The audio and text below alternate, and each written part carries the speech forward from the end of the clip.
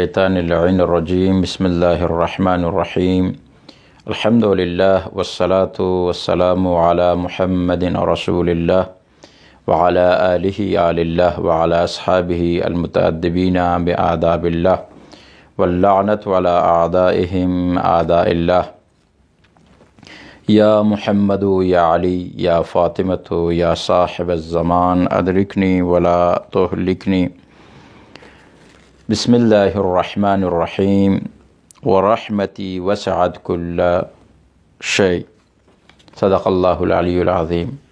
گرانو کتونکو السلام علیکم ورحمت الله وبرکاتہ. تاسو په خدمت کې حاضر شوم یو موضوع باندې خبره کول غواړم. هغه د خداوند متعال رحمت ده، رحمت الهی. دی موضوع انتخاب ویلې موکو دی وجوهات دي. یوه ټولو نه لویه وجه دا دی چې ماه مبارک رمضان دی، دا هغه میاشته دی چې دی میاشته کې رحمتونه او برکتونه نازلیږي. هر چا باندې رحمتونه او برکتونه نازلیږي. او بیا کومې عشرې کې مو دا پروګرام د کو دا عشره رحمت ته، بیا غنا بعد مغفرت اور بیا آخر کې براعت ته. انسان الله تبارک وتعالی پیاله میاشته کې خپل رحمت سره دوره نزگیر کی، دوره ورسا مینه وکي چې دا بنده خپل ځان ته نزگیر کی. بیا چې کله نزگیر شي هغه باندې پرده واچي، کوم ګناهان دي هغه نه وبخښي، آخر کې هغه بنده آزاد کی. اور یوه بله وجه هم دی، هغه وجه دا دی چې 2 میاشتې مخکې تقریبا زه کارواش ته لاړم. هغه کې یو ځوان و، یو څو خبرې وکړې. هغه زمدي لباس کې میران کې، نو هغه ته لاړم، نو هغه راته وخندېدو، لږه مسخره یې وکړه او ما ورسره ټوکې وکړې. ما ورته ویلي بېشه چې دا ګاډی واخله، چابي هم واخله، چې ته څه کوې ورسره وکړه.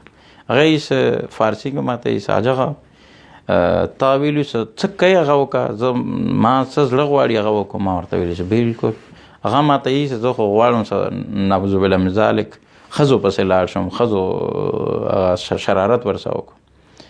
هغه ما ورته ویلي مې چې وروره لاړ شه ښځو سره بازي وکړه، صحیح دی، خو هغه ښځې سره هغه ښځې پسې لاړ شه چې کومې ښځې پسې تللو الله تبارک وتعالی تا ته اجازت در کړی دی. او کوم طرف ته الله رب العزت مثلا درته ویلي چې خپلې ښځې ته سترګې غړی، نو تا ته به ثواب میلاویږي. خپلې ښځې سره کور کې کښېنې، حدیث کې دی چې پیغمبر اکرم یہی چې دی ثواب دوره زیات دی چې لکه ما سره مسجد النبی کې یا بیت الحرام کې دی اعتکاف کړی وي. دا خبرې مو ورته وکړې. هغه نه بعد لږ غوندې هغه شو. بیا ما ورته ویلو چې هغه راته یې چې ولې دوره مینې سره خبرې کوې. ما ورته ویلو چې دې وجې نه مینې سره در سره خبرې کوم چې خدای باندې تاسو غوندې ځوانان ډېر زیات ګران دي. هغه یوه جټکا غوندې وخوړه. ما ته یې چې ته رښتیا دی چې زه مو خدای باندې ډېر ګران یو. ما ورته ویلو چې دې کې هېڅ شک نشته، ته خدای باندې ډېر زیات ګران یې. خدای د سره عشق کوي، خدای د سره مینه کوي، خداوند متعال ته انتظار کې دی یو ځل ته خدای ته غاږ وکړه. وګوره اوس زه ورنه سایډ ته شوم، هغه اور کې چې اوسه پورې کوم دی د لباس اهانت یې کولو اور وری و. اوس زه ګورم وری ولاړ وم او سترګې د غاړم سوخ کې کوم دی هغه سترګو نه کور ته روانې دي اور ژاړي ده اور ما ګاډی هم ورسره وینځي. او زه بیا ما ته اشاره وکړه، زه ورته لاړم نزګیر. ما ته بیا تپوس کوي حاجغه د فارسی والا کسان حاجغه یي، صحیح دی، مولانا صاحب ته مولانا صاحب زه ته رښتیا یې چې خدای ما سره مینه کوي، زه خو ډېر زیات ګناهګار یم، ما خو ډېر ګناهانې کړي دي. ما ورته ویلي چې دی ما یقین لره چې کومه خبره تا اوس وکړم دې ټایم سره کوم دی خداوند متعال تا سره کوم دی مینه کوي. اور هغه یې چې زه خو ډېر خیران یم، ډېر زیات کوم دی هغه ورایم خدای نه. ما ورته ویل چې نه ته خدای نه به وری وی، اما خدای ته نه وری نه دی، خدای ته شرګ حیات نه هم زیات قریب دی، نزگیر دی. که ګناهګار وی نو څه خبره، راشه خداوند متعال درگاه ته. هغه ما ورته مثال ورکو کارواش والا عرض مداو کو مې چې دا ګاډی په کار دی نوی خیران شوی صحیح دی دی خیال مو ساتلی وی چې دوره خیران نوی شوی اما څه کله خیران شو او که چیرې ما همداسې پرېښلی وی نو دا ګاډي صفایي کوم دی ګرانه خبره وه اما دا څه کله مو راوستو تا ته مو راوستو خپله مو نشو وینځی تا ته مو راوستو اور تو دا ګاډی به آرام سره ووینځې اور دا به بلکل صفا سوترا به شي بلکل. هغه ویلي چې او بلکل همداسې دی مې چې انسان همداسې دی اول خو په کار دا دی چې خیرن نشي آلوده نشي او که چیرې آلوده شو نو خدای طرف نه هم کارواشې مقررې دي هغه کارواشو ته څه راشي هغه کارواشو سره کوم دی هغه کوم دی دلایي کیږي اور هغه صفایي کیږي.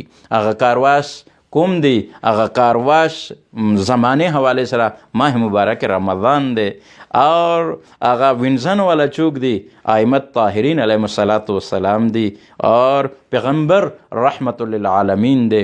دوستان عزیز څومره زه ګناهګار وم څومره هر څومره مو ګناهانې کړي وي اما خداوند متعال رحمت نه په کار دی ناامیده نشم. پیغمبر اکرم صلی الله علیه و آله وسلم فرمان دی که چیرې یو انسان دومره حد پورې ګناهانې وکړي ګناه باندې ګناه ګناه باندې ګناه ګناه باندې ګناه دی حده پورې دا ګناهانې وکړي څه آسمان پورې دا ګناهانې ورسیږي بیا هم که چیرې یو ځلې د توبه وکړي خداوند متعال دی ټول ګناهانې معافوي اور خپل ځان ته یې نږدې.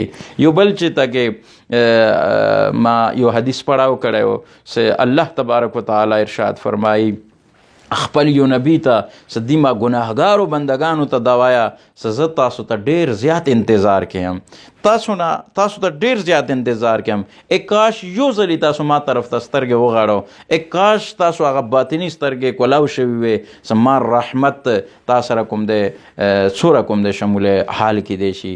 نو ګرانو وروڼو بالخصوص ځوانانو اول خو په کار دا دی چې ګناهانو ته منزګر نشو او که چیرې خدا نه خواسته انټرنیټ زمانه دی اور مختلف ګناهانو مواقع دي دشمنان دي که چیرې بیا هم ګناهانو ته نزګیر شو نو بیا خدای رحمت نه ناامیده کېږو ما اور ما هم په کار دا دی دوباره خدای طرف ته راشو اور د ماه مبارک رمضان کې خپل ځان صفا کو.